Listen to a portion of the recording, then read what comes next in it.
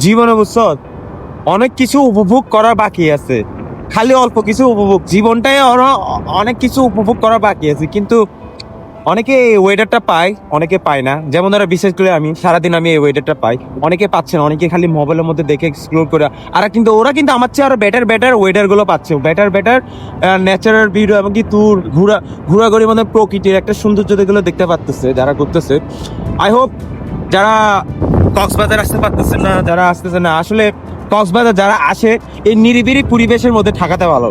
নিরিবিলি পরিবেশের মধ্যে বুঝছেন, হাঁটাহাঁটি, নিজের গার্লফ্রেন্ড বলেন, বউ বলেন, ওয়াইফ বলেন, ফ্রেন্ড বলেন, ফ্রেন্ড সার্কেল বলেন, এদের সাথে একা নিরিবিলির মধ্যে হাঁটার মধ্যে ভালো। যেমন ধর এই বিচের মধ্যে কেউ নাই, এই বিচে একদম টোটালি বলতে যে দুই একজন ছাড়া, হাতে কোনো দুই একজন ছাড়া। এখানে গেস্ট বলতে, টুরিস্ট বলতে নাই, এখানে জাস্ট এক পাশে একটা হোটেল আছে, ওই পাশে হোটেলে দুই একটা গেস্ট গুলো আসে। সামনে হচ্ছে ইনানি, আর পিছনে হচ্ছে রিজওয়াখাল ব্রিজ, আর এটা হচ্ছে নিদানিয়ার মধ্যে জায়গায় আপনাদের সাথে বসে কথা বলতেছি।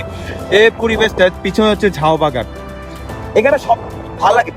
সামনে কিন্তু আর বিচ আছে, সামনে যেখানে যাই এখানে খালি বিচ, পিছনের দিকে বিচ আর বিচ আর বিচ, কক্সবাজার সি বিচ।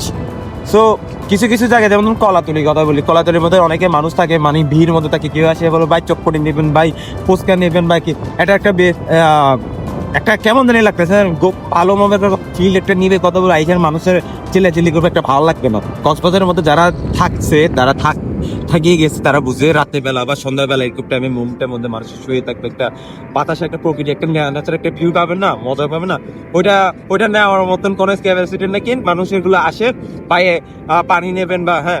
আর এই জায়গায় হচ্ছে কি, এই জায়গা হচ্ছে একটা কেউ না, নিরিবিলি, আপনি এখানে শুয়ে থাকেন, ফুতে থাকেন বা যা করেন, এটা আপনার ব্যক্তিগত বিষয়, কিন্তু ভিউটা মানে সেরা। যে আমি আছি তো পাশে, আশেপাশে কেউ নাই, ধরুন একটা লাইক দিস, একটা লাইক দিস।